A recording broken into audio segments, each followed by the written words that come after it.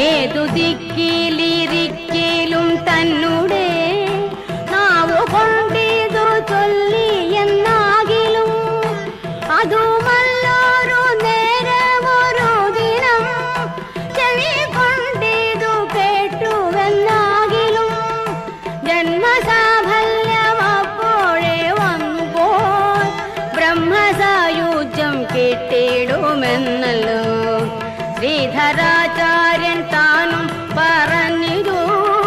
ബാദരായണൻ താനും അരുൾ ചെയ്തു. ഗീതയും പറഞ്ഞിടുന്നതിങ്ങനെ വേദവും ബഹുമാനിച്ചു ചൊല്ലുന്നു.